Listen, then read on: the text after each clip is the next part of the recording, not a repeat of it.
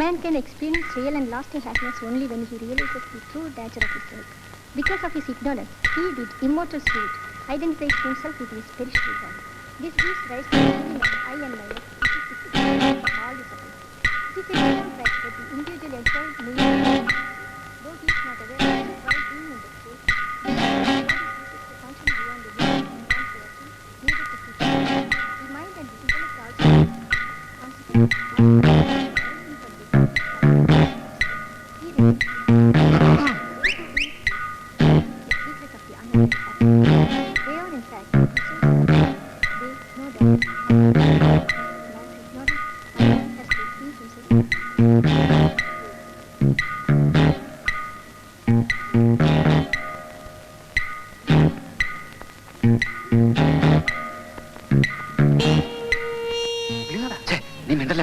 അവളത് ഇങ്ങോട്ട് തന്നെ നോക്കുന്നുണ്ട്.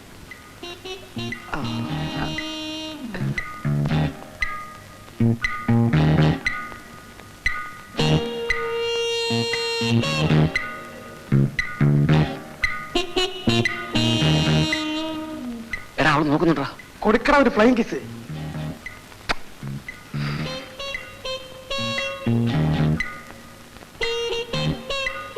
എടാ തിരിച്ചു കിട്ടിയടാ. നീ പ്ലാനിൽ അവളെ ഇങ്ങോട്ട് വിളിക്ക്. വരാൻ പറ്റില്ലെന്ന്. പറ്റില്ലേ? ഇവിടെ ആരുമില്ലെന്ന് പറയാ. അവിടെ അമ്മക്കാളി വീട്ടിലുണ്ടത്രേ. നാളെ വരാൻ പറ്റുമെന്ന് ചോദിച്ചേ.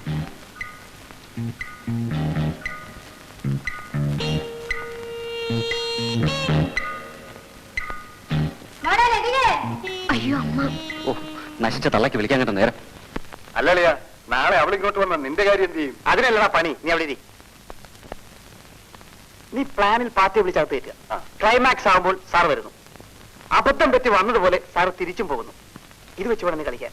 എവിടെ? Very good idea. കൊറേ കൈ.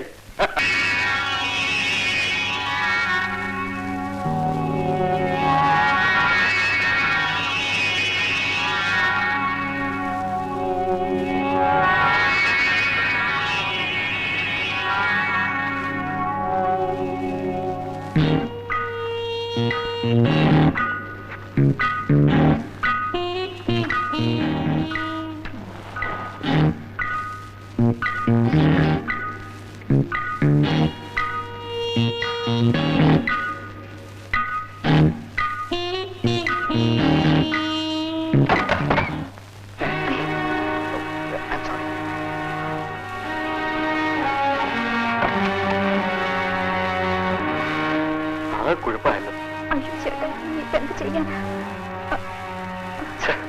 അവൻ നീ എല്ലാവരോടും പറഞ്ഞു നടക്കും. നീ ഇപ്പൊ എന്ത് ചെയ്യാനാ? എന്റെ വീട്ടിൽ അറിയുന്ന പോട്ടെ, പക്ഷെ അവൻ എല്ലാവരോടും പറഞ്ഞു നടക്കും. ഇനി ഒരൊറ്റ വഴിയുള്ളൂ, അവനെ കൂടി ഇങ്ങോട്ട് പറഞ്ഞു വിടാം.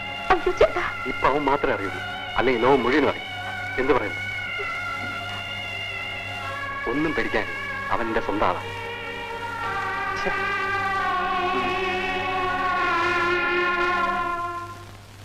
നീ എന്താണ് ഈ കോലത്തില്? ഉണ്ടല്ലയാ, അടുത്ത വീട്ടിലെ പെണ്ണകത്തുണ്ട്.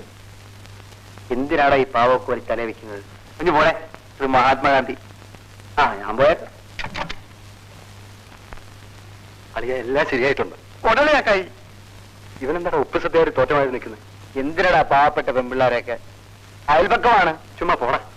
പെണ്ണെന്ന് പറഞ്ഞ പൂജിക്കാനാണ് എന്റെ വിചാരം. അതിനാണ് അവിടെ ദൈവങ്ങളുള്ളത്.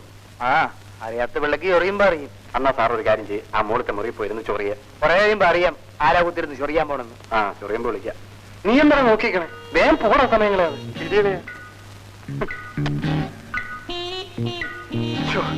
ഒരു മൊത്തം റിലാക്സേഷൻ. Happy day.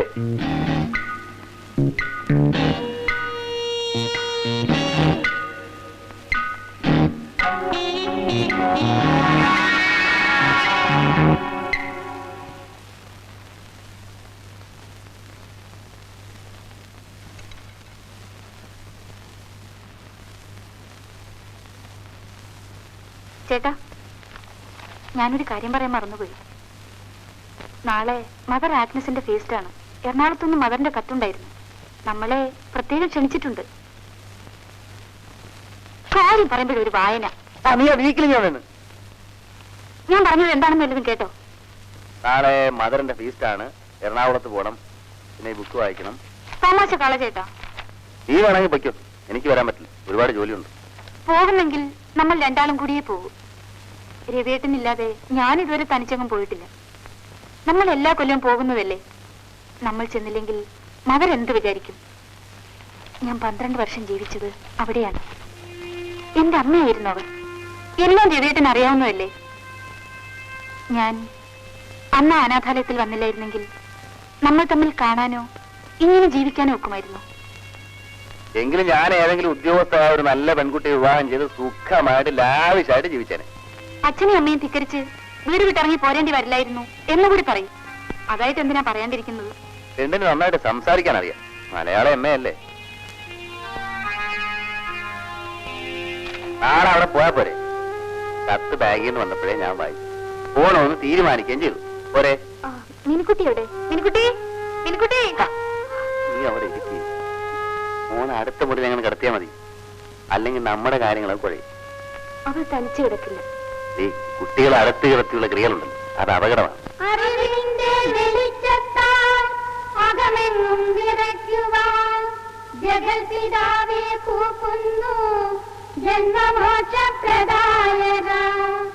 സത്യാസത്യങ്ങളും പിന്നെ ധർമാധർമ്മങ്ങളെന്നിവ സകലതും വേർതിരിച്ചറിയാനും ലോകശാന്തി പുലർത്താനും നൽക ഞങ്ങൾക്കനുഗ്രഹം, നൽക ഞങ്ങൾക്കനുഗ്രഹം.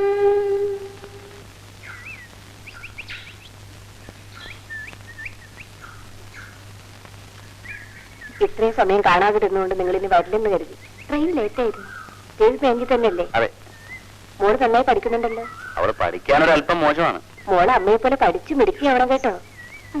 വരൂ.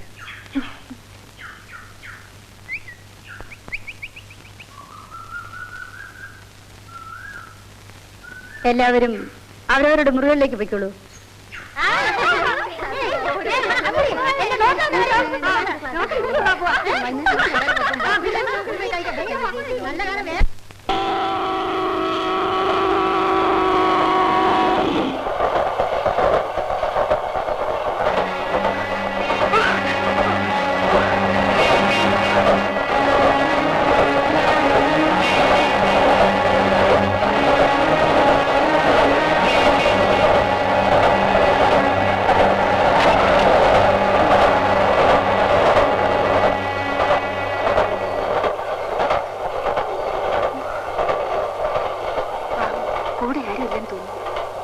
നീയാണെങ്കിൽ രാത്രി ഇങ്ങനെ ഇറങ്ങി നടക്കും. അയ്യോ, ഇപ്പോഴത്തെ പെൺകുട്ടികളെ സമ്മതിക്കണം. ആരും ആശ്രയത്തിനല്ലേ, പിന്നെ എന്ത് ചെയ്യും? നീ ആ കുട്ടിയോട് ഇങ്ങോട്ടിരിക്കാൻ പറ. ഇവിടെ ഇരിക്കാം. വരൂ. നീ അല്പം നീങ്ങിട്ട്.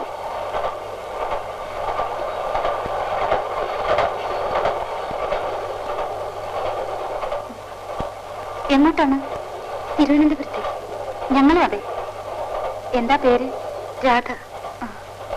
റിസർവേഷൻ ഉണ്ടല്ലേ? ഇല്ല. അയ്യോ, ഇത് റിസർവേഷൻ കമ്പാർട്ട്മെന്റാണല്ലോ. എന്റെ കയ്യിൽ ടിക്കറ്റ് പോലും ഇല്ല.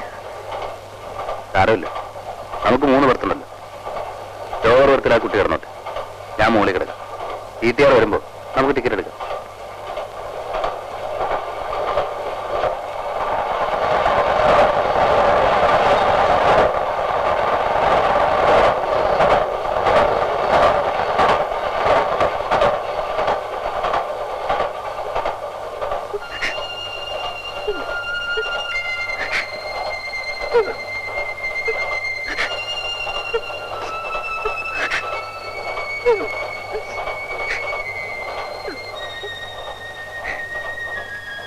രാധ, എന്തിനാ രാധ കരയുന്നേ? എന്ത് പറ്റി രാധ? ചേച്ചി, പറയാവുന്നതാണെങ്കിൽ എന്നോട് പറയും. ഈ ലോകത്തിൽ ഒരു സ്ത്രീക്കും ഇത്തരമൊരു അനുഭവം ഉണ്ടാകരുത് ചേച്ചി. മകളുടെ പച്ച മാംസം കൊതിച്ച് ഒരു വേട്ടക്കാരനെ പോലെ നടക്കുന്ന ഒരച്ഛനെ കുറിച്ച് ചേച്ചി ഒന്ന് ഓർത്തു നോക്ക്. അച്ഛനെന്ന് പറഞ്ഞാൽ എന്റെ അമ്മ 2ാമത് വിവാഹം കഴിച്ച് അവരുടെ ഭർത്താവ്. എന്റെ അമ്മ മരിച്ചു കഴിഞ്ഞപ്പോൾ ഞാൻ ഒറ്റയ്ക്കായി. പിന്നെ ഒരു മകളോടുള്ള പെരുമാറ്റമല്ലായിരുന്നു അയാൾക്ക് എന്നോട്.